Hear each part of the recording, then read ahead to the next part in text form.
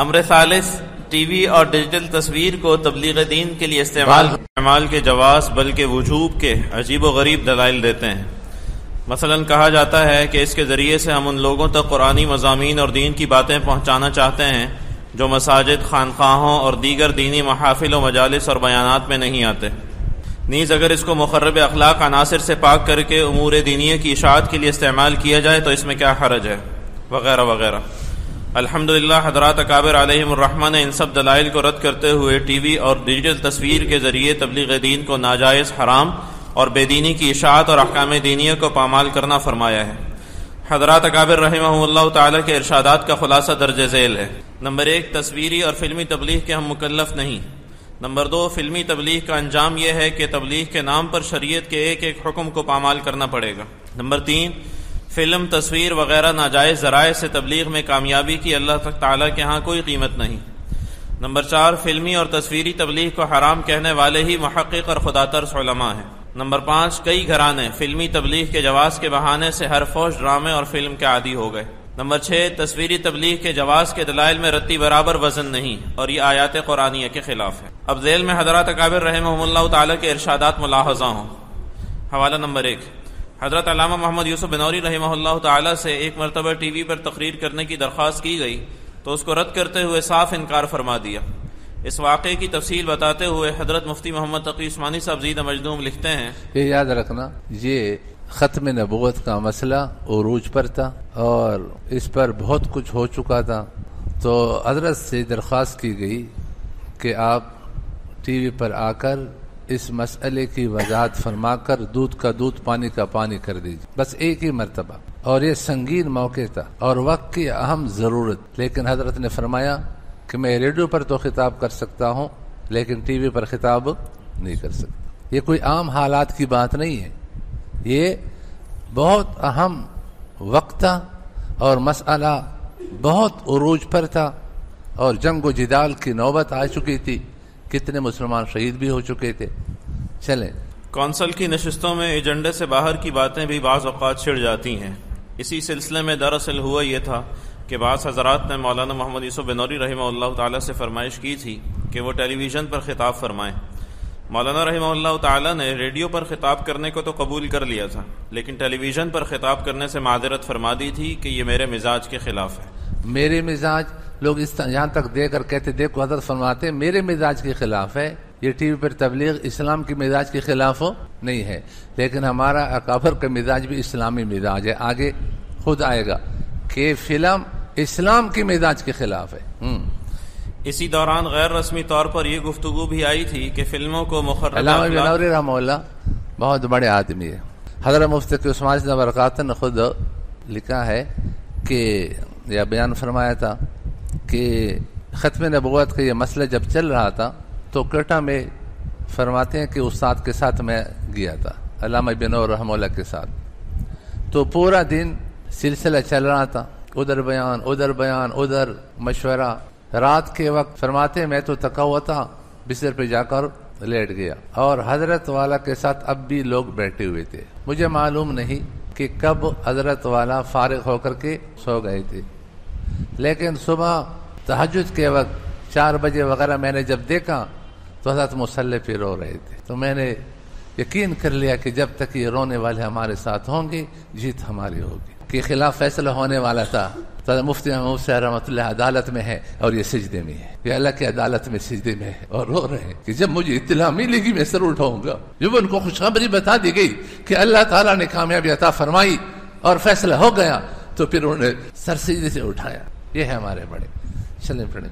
اسی دوران غیر رسمی طور پر یہ گفتگو بھی آئی تھی کہ فلموں کو مخرب اخلاق عناصر سے پاک کر کے تبلیغی مقاصد کے لیے استعمال کیا جا سکتا ہے یا نہیں۔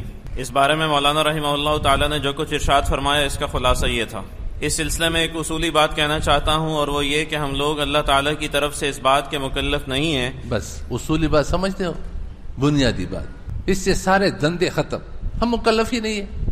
مجھے یاد ہے حضرت مفتی عزیز رحمۃ اللہ ایک بہت اچھی بات فرمایا کرتے تھے، فرمایا جو اتفاقی سنتیں ہیں جس میں کسی کا اختلاف نہیں ہے ہم سے وہ پورا نہیں، تو ہم بدعات اور اپنی طرف سے دین کی صورتیں نکالیں، ثواب کے کام بنائے، وہ کام ہم نے پورا کر لی۔ جو اتفاقی تبلیغ کی صورتیں ہیں کیا ہم وہ پورا کر رہے ہیں کہ ٹی وی کی تبلیغ ہم سے رہ گئی؟ چلے اس سلسلے میں ایک اصولی بات کہنا چاہتا ہوں، اور وہ یہ کہ ہم لوگ اللہ تعالیٰ کی طرف سے اس بات کے مکلف نہیں ہیں کہ جس طرح بھی ممکن ہو لوگوں کو پکا مسلمان بنا کر چھوڑیں۔ ہاں اس بات کے مکلف ضرور ہیں کہ تبلیغ دین کے لیے جتنے جائز ذرائع و وسائل ہمارے بس میں ہیں ان کو اختیار کر کے اپنی پوری کوشش صرف کر دیں۔ اسلام نے ہمیں جہاں تبلیغ کا حکم دیا ہے وہاں تبلیغ کے باوقار طریقے اور آداب بھی بتائے ہیں۔ اسلام نے ہمیں جہاں تبلیغ کا حکم دیا ہے وہاں تبلیغ کے باوقار طریقے اور آداب بھی بتائے ہیں۔ ہم ان طریقوں اور آداب کے دائرے میں رہ کر تبلیغ کے مکلف ہیں۔ اگر ان جائز ذرائع اور تبلیغ کے ان آداب کے ساتھ ہم اپنی تبلیغی کوششوں میں کامیاب ہوتے ہیں تو عین مراد ہے، لیکن اگر بالفرض ان جائز ذرائع سے ہمیں مکمل کامیابی حاصل نہیں ہوتی تو ہم اس بات کے مکلف نہیں ہیں کہ ناجائز ذرائع کو اختیار کر کے لوگوں کو دین کی دعوت دیں اور آداب تبلیغ کو پس پش ڈال کر جس جائز و ناجائز طریقے سے ممکن ہو لوگوں کو اپنا ہمنوا بنانے کی کوشش کریں۔ اگر ہم جائز وسائل کے ذریعے اور آداب تبلیغ کے ساتھ ہم ایک شخص کو بھی دین کا پابند بنا دیں گے تو ہماری تبلیغ کامیاب ہے، اور اگر ناجائز ذرائع اختیار کر کے ہم 100 آدمیوں کو بھی اپنا ہمنوا بنا لیں تو اس کامیابی کی اللہ کے یہاں کوئی قیمت نہیں۔ بتائیں کتنی بڑی بات ہے۔ آج دلیل یہ ہے، میں نے ٹی وی تقریر کی، فلاں فلاں فلاں یہ اچھے ہو گئے، فلاں فلاں اچھے ہو گئے۔ یہ مصلحتیں ہیں، یہ علت اور دلیل نہیں ہے۔ آج مولوی کو اس کا پتہ نہیں ہے کہ حکم کی علت کیا ہے۔ حکم کا مدار علت پر ہے، مصلحت پر مصلحتیں، یہ فائدہ یہ فائدہ یہ فائدہ۔ حضرت فرماتے اس فائدے کی بھی اللہ کے یہاں کوئی قیمت، جائز طریقے سے کسی ایک کو بناؤ تو اس کی قیمت ہے۔ سواء علیہم انذرتہم لا یؤمنون۔ تبلیغ کرو، ایمان نہیں لائیں گے لیکن تو کامیاب ہے، تجھے ثواب ملے گا، تو نے تبلیغ کر لیا۔ تبلیغ ہمارا کام ہے، ہدایت دینا ہمارا کام ہی نہیں ہے۔ انک لا تہدی من ولکن اللہ یہدی، تو ہم ناجائز طریقے کیوں اختیار کریں؟ جائز طریقے پر بھی کوئی تبلیغ کرے گا، اللہ چاہے گا تو ہدایت ملے گی، اللہ نہیں چاہے گا تو ہدایت نہیں ملے گی۔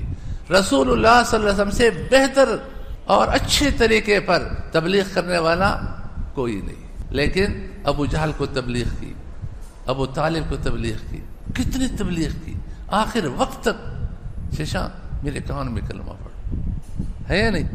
لیکن اللہ تعالیٰ نے فرمایا کہ تبلیغ تو کرتا رہے، میں تبلیغ سے آپ کو نہیں روکتا ہوں اس لیے کہ آپ کا کام ہے، لیکن ہدایت تیرا کام ہو۔ آج ہم سمجھتے ہیں کہ ہدایت میرے ہاتھ میں، جب ہدایت میرے پاس نہیں ہے تو ہم ناجائز طریقے کیوں اختیار کریں؟ جائز طریقے پہ تبلیغ کرتے جاؤ اور اللہ تعالیٰ سے دعا مانگتے جاؤ، باقی ہدایت ان کو نصیب ہوگی جن کو اللہ چاہے گا، جو اللہ نہیں چاہے گا اس کو ہدایت نصیب نہیں ہوگی۔ چلیں، کیونکہ دین کے احکام کو پامال کر کے جو تبلیغ کی جائے گی وہ دین کی نہیں کسی اور چیز کی تبلیغ ہوگی۔ فلم اپنے مزاج کے لحاظ سے بذات خود اسلام کے احکام کے خلاف ہے، لہٰذا ہم اس کے ذریعے تبلیغ دین کے مکلف نہیں ہیں۔ اگر کوئی شخص جائز اور باوقار طریقوں سے ہماری دعوت کو قبول کرتا ہے تو ہمارے دیدہ و دل اس کے لیے فرش راہ ہیں، لیکن جو شخص فلم دیکھے بغیر دین کی بڑی بات کہی، ہمارے پلکوں پہ چل کے آئے، ہمارے آنکھوں میں بیٹھ گئے، واہ واہ، کتنی محبت کا اظہار ہے ان بڑوں کے کلام میں، آہا۔ لیکن جو شخص فلم دیکھے بغیر دین کی بات سننے کے لیے تیار نہ ہو، فلم کا معنی آتا ہے، آج کبھی آپ دیکھیں گے فلم کے ڈول ڈمکے بینج باگے، یہ تو ہم بھی ناجائز کہتے ہیں۔ حضرت یہ کہا گیا تھا کہ تو بن باجوں میں تبلیغ کرو۔ فلم کا معنی ہے متحرک تصویر، چلتی پھرتی تصویر کا نام کیا ہے؟ فلم ہے۔ ڈول ڈمکے ضروری نہیں اس کے ساتھ، فرمایا ہم فلمی۔ لیکن جو شخص فلم دیکھے بغیر دین کی بات سننے کے لیے تیار نہ ہو اسے فلم کے ذریعے دعوت دینے سے ہم معذور ہیں۔ اگر ہم یہ موقف اختیار نہ کریں تو آج ہم لوگوں کے مزاج کی رعایت سے فلم کو تبلیغ کے لیے استعمال کریں گے، کل بے حجاب خواتین کو اس مقصد کے لیے استعمال کیا جائے گا۔ دیکھو یہ پیشگوئی ہے یا نہیں؟ کس کی پیشگوئی ہے؟ ایک اللہ والے کی پیشگوئی ہے، اور اللہ والے ان من عباد اللہ لو اقسم علی اللہ لا بر، اللہ کے ایسے بندے ہیں اگر کسی بات کی قسم کہیں تو اللہ اس کو پورا فرما دیتے ہیں۔ اور ابھی میں آپ کو بتاؤں گا کہ حضرت کی پیشگوئی اب سامنے آ رہی ہے، تو اب کیا کرنا پڑے گا؟ مولانا صاحب تیری شکل دیکھ دیکھ کر کے ہم تک گئے، اب تیرے پہلو میں کوئی اور شکل بھی ہونی چاہیے تاکہ ناشتہ بھی چلتا رہے اور بیان بھی سنتے رہے۔ سوکھا سوکھا بیان، وہ تک گئے، پھر پیچھے کچھ بن باجی بھی ہو۔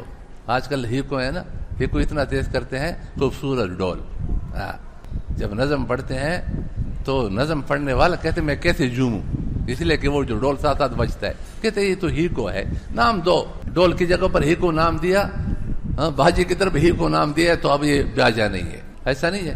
چلیں کل بے حجاب خواتین کو اس مقصد کے لیے استعمال کیا جائے گا اور رقص و سرود کی محفلوں سے لوگوں کو دین کی طرف بلانے کی کوشش کی جائے گی.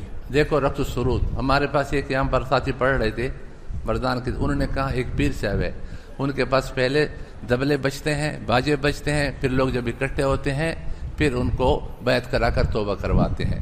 کسی نے کہا یہ کیا؟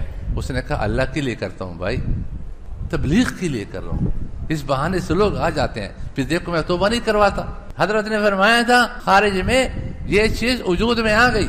چلے اس طرح ہم تبلیغ کے نام پر خود دین کے ایک ایک حکم کو پامال کرنے کے مرتکب ہوں گے. اصل میں مولانا رحمہ اللہ تعالیٰ کی آخری تقریر تھی، اور غور سے دیکھا جائے تو یہ تمام دعوت دین کا کام کرنے والوں کے لیے مولانا رحمہ اللہ تعالیٰ کی آخری وصیت تھی جو لوح دل پر نقش کرنے کے لائق ہے. یہ تو سننے کے لیے کوئی تیار نہیں ہے. چلیں حوالہ نمبر 2، حضرت مولانا مفتی عاشق الہی بلند شہری رحمہ اللہ ابھی تعالیٰ چند دن چلے. ٹی وی کو جائز قرار دینے کی جسارت. جب ٹیلی ویژن چلا تھا تو علماء نے اس کی یہ حضرت مفتی عاشق الہی بلند شہری ثم مدنی رحمہ اللہ تعالیٰ نام سنا ہے؟ یہ دارالعلوم کے بڑے بڑوں کے استاد ہیں، بڑے آدمی. میں نے ان کی زیارت کی ہے مدینہ منورہ میں، بڑے عجیب آدمی تھے. پوری رات تصنیف میں، رات کو نہیں سوتے تھے، دن کو تھوڑی دیر کے لیے کہیں سو جاتے، باقی رات ان کی پوری ایسی ہوتی تھی.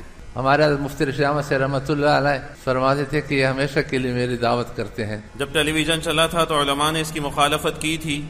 جو محققین اور خدا ترس اہل علم ہیں اب تک اس کے استعمال کو حرام ہی قرار دے رہے ہیں. دیکھو میں نہیں کہہ رہا ہوں، کیا فرما رہے ہیں؟ جو محققین اور خدا ترس اہل علم ہیں اب تک اس کے استعمال کو حرام ہی قرار دے رہے ہیں. لیکن جن لوگوں کو عوام سے دبنے اور عوام کے مطابق فتویٰ دینے کا مرض ہے، ان میں سے بعض لوگوں نے کہہ دیا کہ یہ تصویر میں نہیں آتا، آئینہ کی طرف سے ہے.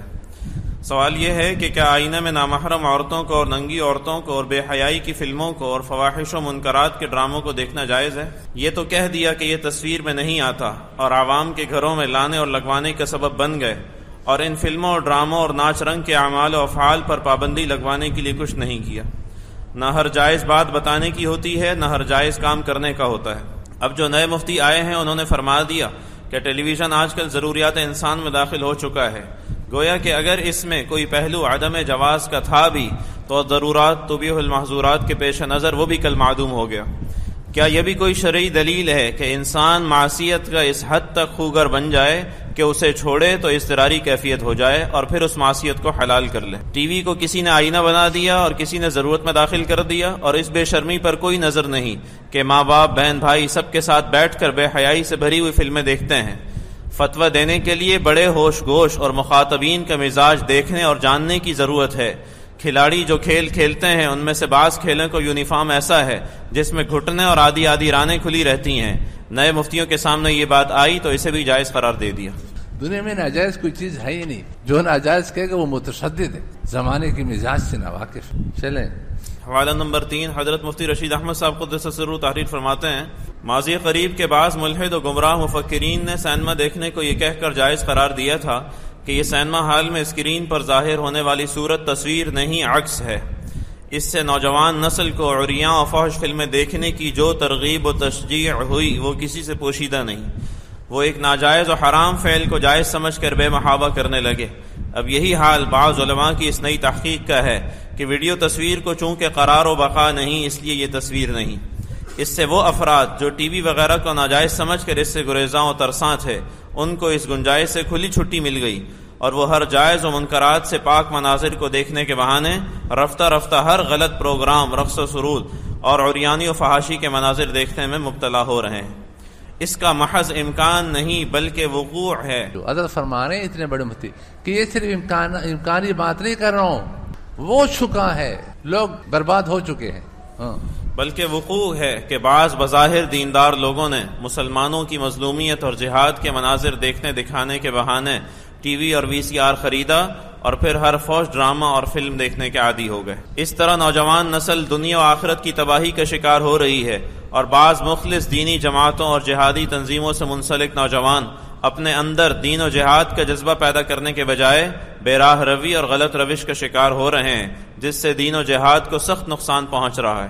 اللهم انا نعوذ بك من شرور الفتن ما ظهر منها وما بطن انت العاصم ولا ملجأ ولا منجأ منك الا اليك والله سبحانہ وتعالی اعلم. احسن الفتاوی جلد 9 صفحہ 88. حوالہ نمبر 4 مفتی اعظم پاکستان حضرت مفتی محمد شفیع صاحب رحمہ اللہ تعالی آیت ولو علم اللہ فیہم خیرا لاسمعہم ولو اسمعہم لتولوا وہم معرضون کی تفسیر میں تحریر فرماتے ہیں. چوتھی آیت میں ارشاد ہے ولو علم اللہ فیہم خیرا لاسمعہم ولو اسمعہم لتولوا وہم معرضون، یعنی اگر اللہ تعالیٰ ان میں کوئی بھلائی دیکھتے تو ان کو اعتقاد کے ساتھ سننے کی توفیق بخش دیتے، اور اگر ان کو بحالت موجودہ کہ ان میں طلب حق نہیں ہے حق بات سنا دیں تو وہ ضرور روگردانی کریں گے بے رخی کرتے ہوئے. جو سننے کے لیے تیار نہیں ہے، ہم ٹی وی کے ذریعے کو سنا رہے ہیں. تو حضرت فرما رہے ہیں کہ قرآن کی آیت فرما رہے ہیں کہ بے طلبی میں اگر کسی کو آپ سنائیں گے پہلے طلب پیدا کرو پھر سناؤ.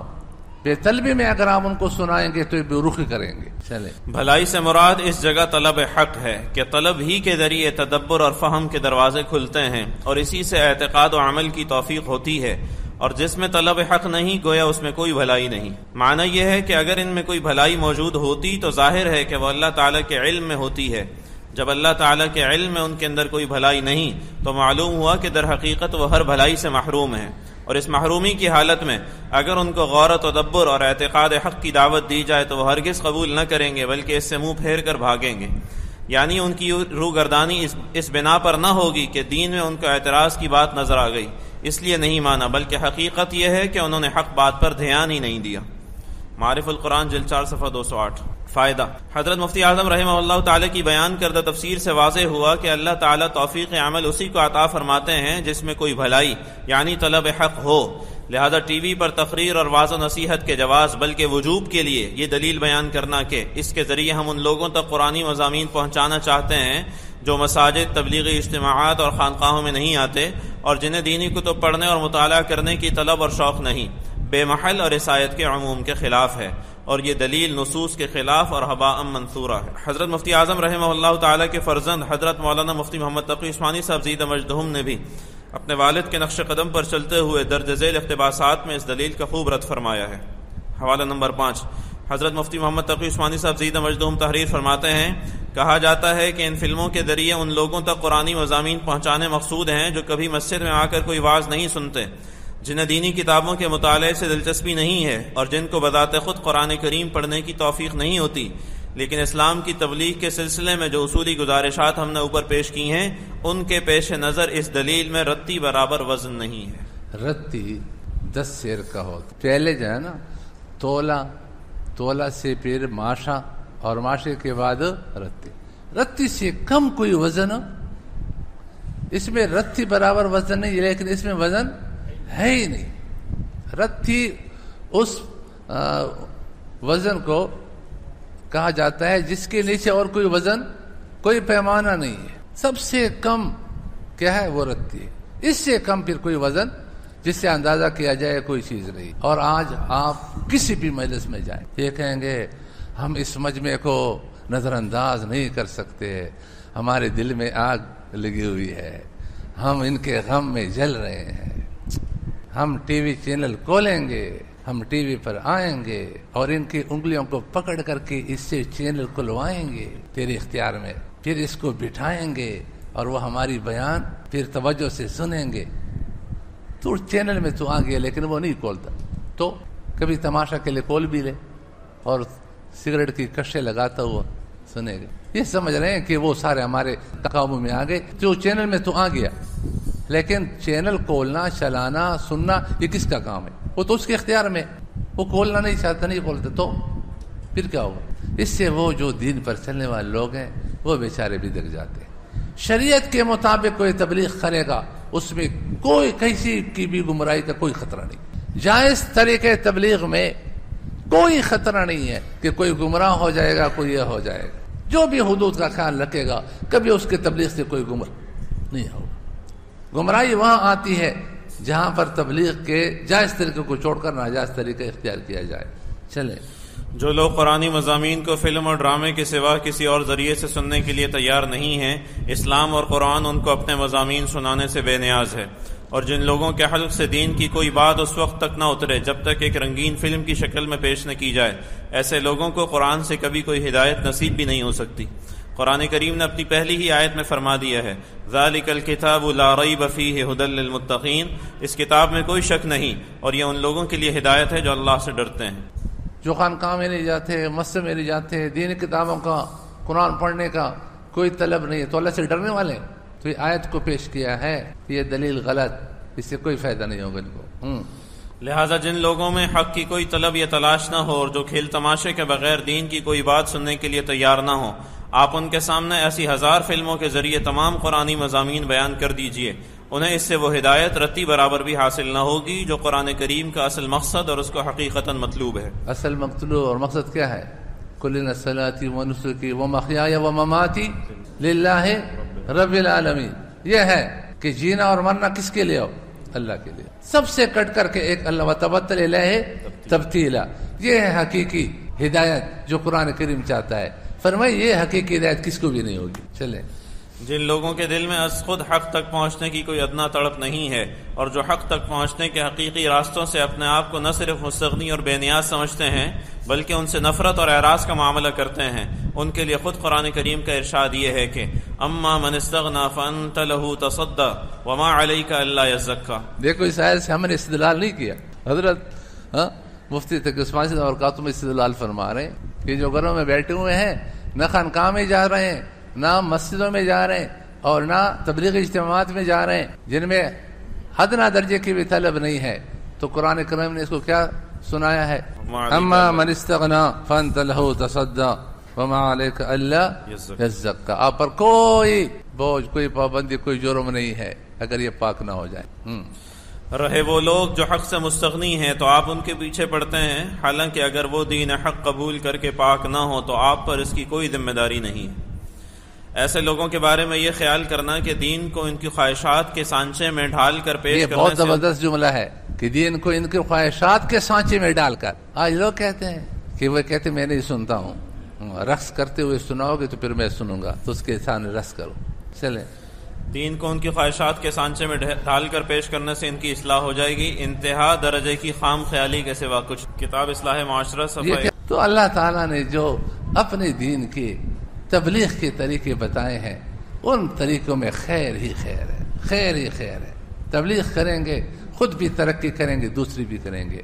ایسا طریقہ جس سے تو پیچھے جا رہا ہے اور وہ دوسرے، آپ تجربہ کر کے دیکھیں، جو ٹی وی پہ تبلیغ کرنے والے ہیں ان کا لباس بدل جائے گا، یہ گول آستین ختم ہو جائیں گے، کف والے آ جائیں گے، یہ کلی والا کرتا ختم ہو جائے گا، قمیص آ جائے گی، انگلیوں میں انگوٹیاں آ جائے گی۔ جائز طریقے سے تبلیغ کریں گے تو انشاءاللہ اللہ کے قرب میں ہم کو بھی ترقی ہوگی، مبلغ کو بھی ترقی ہوگی، یعنی کہ مبلغ پیچھے جائے گا۔ جماعت والے صحیح فرما رہے ہیں، یہ گیند دیوار پہ مارو گے تو واپس تیرے پاس ہے، جب جائز طریقے سے تبلیغ کرو گے تو اس کا سب سے پہلے اثر تجھے ہوگا، نصیب ہوگا، آپ کو سب سے زیادہ ترقی آپ کو ہوگی۔